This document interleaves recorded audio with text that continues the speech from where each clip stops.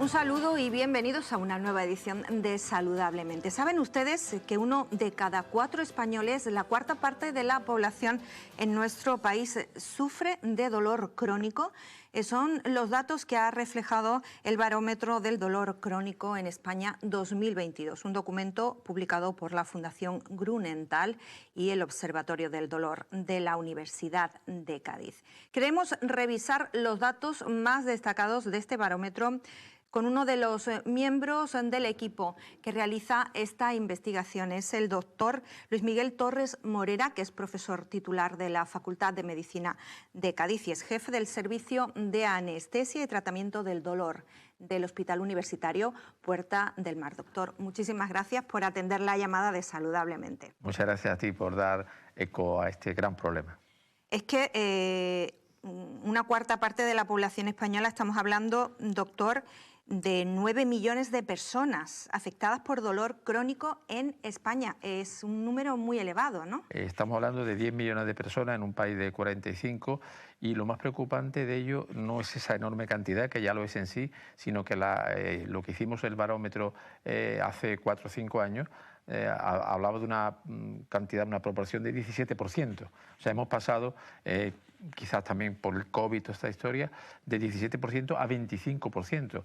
Quiere decir que no solo no vamos a mejor, sino que vamos muy a peor en el dolor crónico. Y esto es para preocuparse y alertar a la sociedad y a la población en general de lo que está pasando.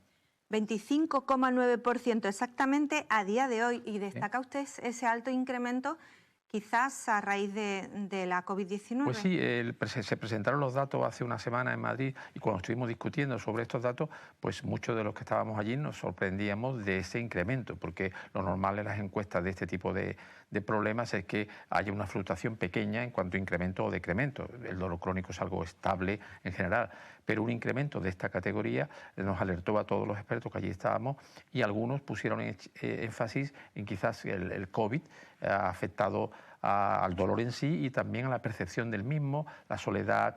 Muchos pacientes con dolor han estado recluidos en sus casas, no han podido tomar el sol, no han podido hacer ejercicio y quizás el COVID tenga gran parte de la culpa o también problemas más generales como la alimentación, sedentarismo, etcétera, etcétera, que veníamos viendo del pasado. Pero ahora esto ha sido un salto agudo y muy importante que hace que tengamos que estar todos muy pendientes de qué ha pasado, si es el COVID en sí el que ha producido este dolor o si es la situación general que nos ha rodeado a todos. Si le parece, podemos situar un momentito qué se considera como dolor crónico. Bueno, el dolor crónico es aquel dolor que dura más de 6 meses. Habitualmente las personas pues tenemos dolor agudo cuando nos damos un golpe, un traumatismo, eso dura pocos días. Cuando el dolor ya dura 3 meses y pasa ya de 6 meses, consideramos ya que el dolor se ha establecido de forma permanente, se crean unos circuitos neuronales, se crean unos problemas en el cuerpo en general, que hace que el dolor se vaya manteniendo ya de forma casi permanente. Así que cuando el dolor dura más de 6 meses de forma continuada, con una intensidad más o menos alta, se considera dolor crónico.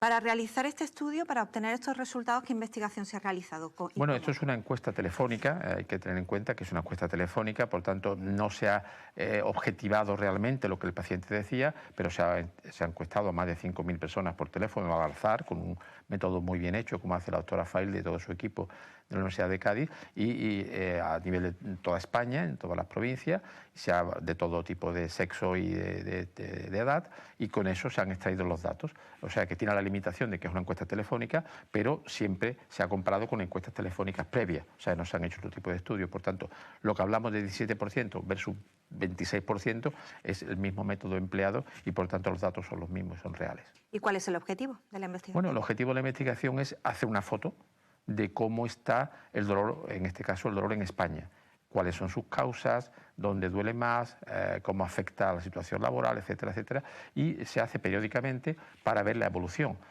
Todos pensamos que nuestro sistema sanitario es un sistema eficaz, robusto y que debemos ir mejorando en todas las enfermedades, como así sucede, ¿no? Por ejemplo, en el cáncer, pues estamos mejorando la cifra y nuestra creencia es que en el dolor también lo estaríamos haciendo. Ha sido, por tanto, una sorpresa, entre comillas, desagradable, quizás influida por el COVID, como digo, que hemos tenido un enorme retroceso en lugar de una mejoría en un problema global porque afecta a más que a ninguna otra patología, ninguna otra situación de salud, afecta a la población tanto como el dolor. Entonces, no es tan solo cuando una enfermedad afecta a pocas personas, es grave, pero no es lo mismo cuando afecta a 10 millones, que es prácticamente el 26% de la población, ¿no? Y eso es muy grave, muy preocupante. Doctor, ¿qué segmento de la población española sufre más de dolor crónico por edades, por sexo? Pues mira, por sexo, por edades, la edad media de la encuesta era 51 años. Quiere decir que es una edad muy productiva en la cual la sociedad está trabajando, atendiendo a los hijos. Eso es más preocupante. Cuando afecta a gente pues, muy mayor, pues bueno, la preocupación es menos para la sociedad. 51%. En cuanto al tiempo de duración del dolor, era de 7 años. Quiere decir que los pacientes que se les preguntaba decían que llevaban dolor durante más de 7 años. Muchos de ellos pues ya es para siempre, ¿no? Y con la edad, con los grupos de edad también es curioso que el grupo de 55 a 75 años, que aparentemente cuando la gente todavía está bastante sana, era los más afectados, seguido por el grupo de 35 a 54, que es también una edad adulta normal, ¿no? Así que hay algunas causas que nos preocupan porque produce en sectores de la población muy activos, muy productivos a nivel familiar a nivel laboral, ¿no? Eso se traduce en ese dolor crónico, en una menor autonomía en las tareas cotidianas, en la actividad social y familiar y también en bajas laborales. Exactamente, se preguntó a los pacientes por las bajas laborales y resulta que el 28% de la población, también 1 de cada 4, se daba de baja por el dolor y un 17% dejaba su trabajo porque no podían trabajar y además tener su dolor. O sea que la repercusión laboral, hablando de esta cifra, hablando de 10 millones de personas, es una cifra enorme que se traduce no solo en dificultad de calidad de vida, mala calidad de vida, sino en dinero, se traduce en economía para la familia, para el afectado y también para la población en general, que las bajas laborales al final las suplimos entre todos con los impuestos, con lo que pagamos. Así que ya no estamos hablando solo de un problema de salud, que es grave en sí mismo, sino un problema de salud y laboral y económico al final. Así que, bueno, pues esto también se puso en evidencia que afecta enormemente a la actividad que desarrollamos cuando tenemos dolor crónico. El dolor agudo, pues son 2 o 3 días, te duele un poco la cabeza, tomas un analgésico y se te quita, y esto es que, aunque tomes mucha medicación, pues requiere tomarla para poder estar más o menos bien y el dolor no se te va a quitar del todo. Pues son muy altos los porcentajes, muy llamativos. Respecto a las causas del dolor, ¿cuáles son las más prevalentes en este estudio, en este barómetro de 2022? En este barómetro se preguntaba a los pacientes que dónde te dolía, ¿no? O dónde les dolía. Pues el dolor de cabeza, la cefalea, era del 10% de personas, pero lo más preocupante era el dolor de espalda, que era 30%. Y el dolor de las articulaciones, fundamentalmente rodilla y cadera. Así que entre rodilla y cadera y dolor de espalda estamos hablando del 70% de la población, de estos 10 millones, que o te duele la espalda o te duelen las piernas, cadera y articulaciones.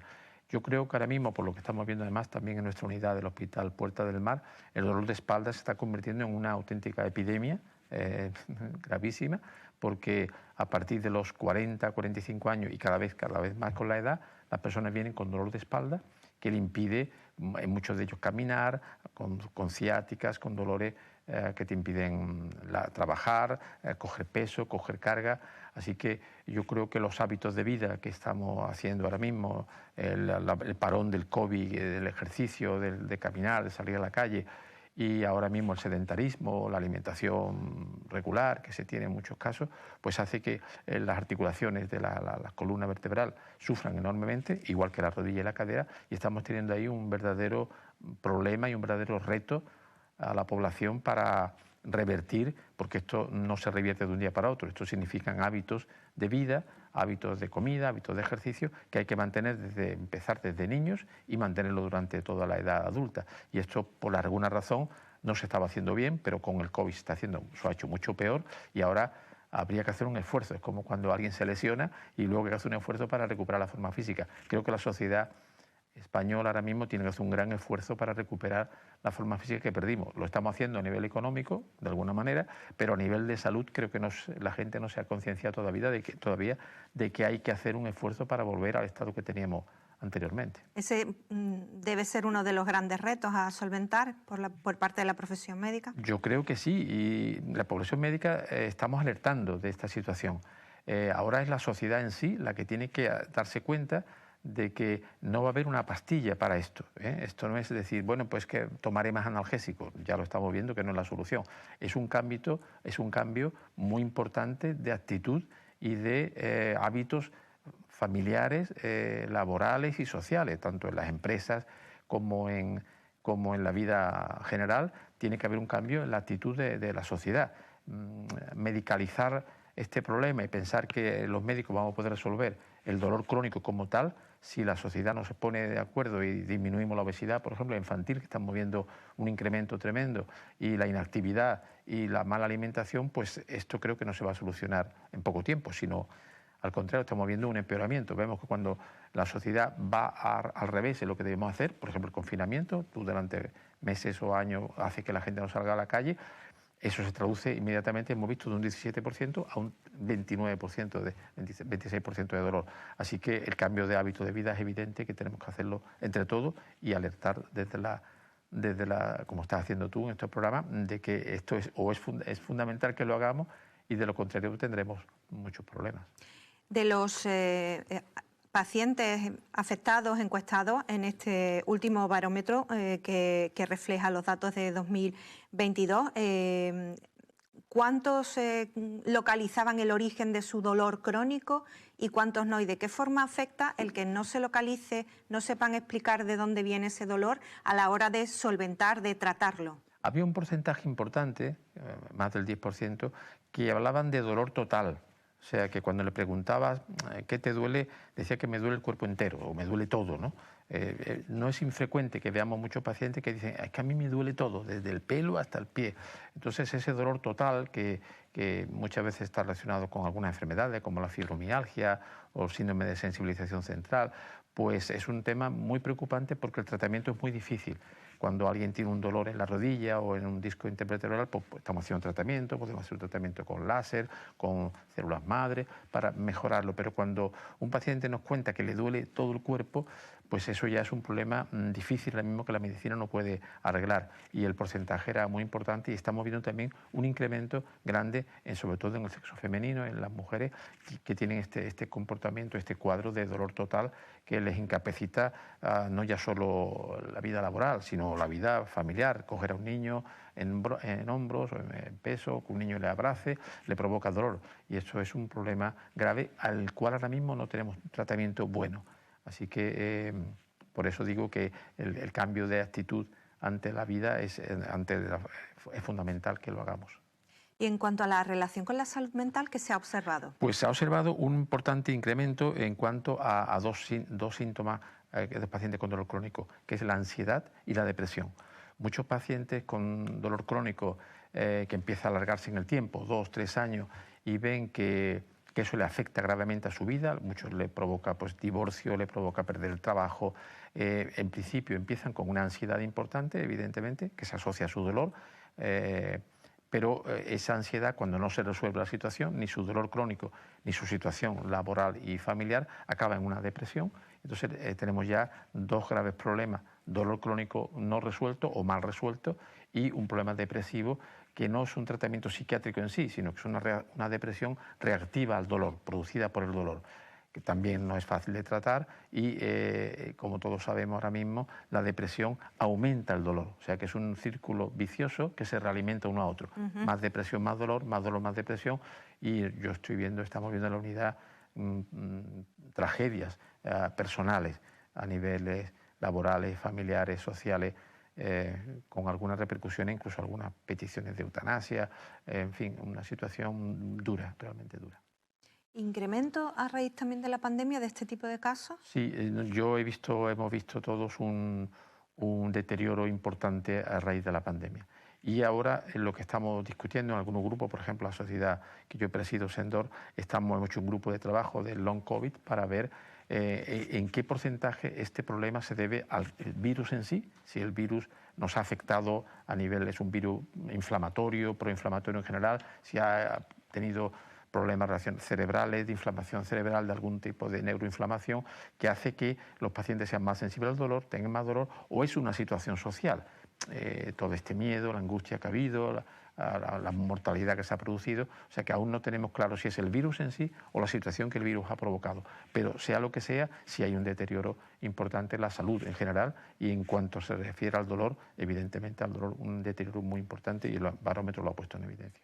Doctor, no sé si he mencionado al comienzo de nuestra entrevista que usted preside la Sociedad Española Multidisciplinar del Dolor, SENDOR, sí, que también es interesante mencionarlo porque está en foros a nivel nacional de estudio de estas patologías. Los pacientes, los afectados por dolor crónico, ¿a qué servicios sanitarios acuden? Bueno, en la encuesta se preguntó a qué servicios acudían, y un porcentaje muy importante, casi la mitad, acudían a traumatología, porque, como comentábamos, dolor de espalda, dolor articular, ¿no?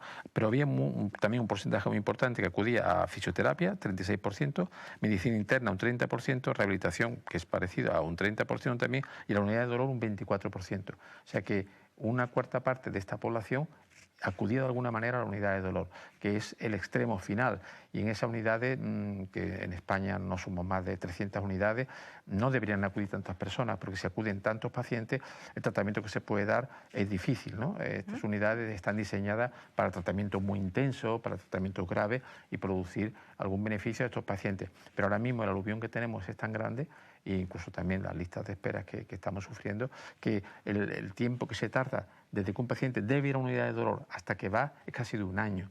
Y esto nos parece difícil de justificar, ¿no? Si tú tienes un dolor muy intenso, muy importante en la espalda y tardó un año en verte, pues ahí o no sé cómo vas a pasar ese año. Entonces aquí hay que hacer también una llamada para la necesidad de que haya más unidades de dolor en todos los hospitales españoles. La sociedad SENDOR así lo está propugnando, y que las que tenemos tengan más dotación, sobre todo de personal, puesto que estamos viendo el incremento tan grande de la población. Así que si esta enfermedad se está produciendo en mayor cantidad, por la razón que sea, que no es el momento de discutirlo, hay que dar una respuesta. Y esa respuesta tiene que venir por una mejora en atención primaria, que es donde se van a ver el 80% de los pacientes en general de primera instancia, aunque luego acudan a un servicio especializado, o estos servicios especializados con más medios para poder atender específicamente a los pacientes con dolor. El Plan Andaluz de Dolor, por ejemplo, que somos una de las comunidades más avanzadas en este campo, está avanzando en este terreno de buena comunicación primaria, unidades de dolor y especialistas, pero yo creo que vamos más lento de lo que deberíamos y de lo que la población requiere. ¿Estaría ahí otro de los grandes retos de la profesión o del sistema sanitario público? Ahora mismo es uno de los grandes retos. Estamos viendo que si la población se ha aumentado enormemente en millones de personas que requieren atención del dolor crónico importante, no hablamos de pequeño dolor, sino dolor importante, incapacitante, con afectación de la salud mental, de la relación laboral, hay que dar una respuesta. Entonces yo creo que las autoridades tienen que ser conscientes de que hace falta más medios en unidades de dolor a nivel de médicos, enfermeras y multidisciplinares, fisioterapeutas, psicólogos, etcétera, y más unidades en más hospitales. En cuanto al refuerzo de la atención primaria, ¿facilitaría también la reconducción de los pacientes para que no llegue ese grueso a la unidad del dolor y se pueda ser más eficaz? Claro, sobre todo no tanto eso, sino sobre todo que una vez que la unidad de dolor ha puesto un tratamiento, el paciente pueda ser seguido por la atención primaria. A veces el médico de atención primaria a lo mejor le faltan recursos, no conocimiento, pero recursos para hacer un diagnóstico. Pero una vez que sabemos que tiene una hernia discal y le hemos hecho un tratamiento, el paciente puede seguir en atención primaria y no lo tengo que revisar yo, porque entonces... Le quita tiempo también a otro paciente que necesita de esa especialización. Claro. Entonces el médico de atención primaria necesita, sobre todo necesita la conexión, o sea, no tanto el conocimiento, sino necesita que haya una buena relación con la unidad de dolor y yo pueda ver mis informes, lo que yo creo que estoy haciendo con el paciente, lo que él puede hacer, y esa relación es la que el plan está intentando poner en marcha con dificultades, pero intentando poner en marcha, y creemos que es importantísimo que haya esa buena relación, y que ya se está haciendo en otras unidades, por ejemplo en dermatología, en otros campos de la medicina, y en el dolor aún no lo estamos consiguiendo por el volumen tan grande de pacientes que hay, pero hay que hacer un esfuerzo para que esa conexión primaria especialista en dolor funcione de una manera más fluida. Usted trabaja en la unidad del dolor del Hospital Puerta del Mar. ¿Qué ámbito de influencia? Bueno, nosotros atendemos a toda la provincia. En la provincia de Cádiz hay 3 unidades de dolor públicas, el Jerez, Puerto Real y nosotros. Se está empezando en la línea, pero el campo de Gibraltar no tiene todavía una unidad bien establecida, entonces los pacientes acuden a nuestra unidad, que representa también una enorme sobrecarga, porque el campo de Gibraltar es muy grande, y luego algunos campos de tratamientos muy novedosos, muy finales, como tratamientos con láser, tratamientos con neuroestimulación, lo hacemos nosotros para toda la provincia. Entonces, pues estamos realmente muy sobrecargados de trabajo. Pues hay que dar ese mensaje, ¿no? Un poquito de ayuda. Sí, necesitamos, necesitamos más medios, querer y dispuestos estamos, y hace falta que la población también se conciencie de un cambio de vida, de no pensar que las pastillas te van a arreglar el dolor, sino que el dolor se empieza a arreglar desde el principio, evitando, como hemos comentado, hábitos de salud no deseables. Bueno, poquito a poco vamos a seguir incidiendo en eso en la medida que podamos. No nos vamos a cansar en lanzar estos mensajes. Yo te lo agradezco mucho porque es importante que las personas tomen conciencia y pongan de su parte lo máximo. Muchísimas gracias, doctor Luis Miguel Torres Morera, profesor de la UCA, de la Universidad de Cádiz, jefe de la unidad del Servicio de Anestesia del Hospital Puerta del Mar y presidente de la Sociedad Española Multidisciplinar del Dolor, SEMDOR. Muchísimas gracias por compartir con nosotros toda esta información y dedicarnos estos minutos. Muchas gracias a ti por la ayuda que nos das en este campo.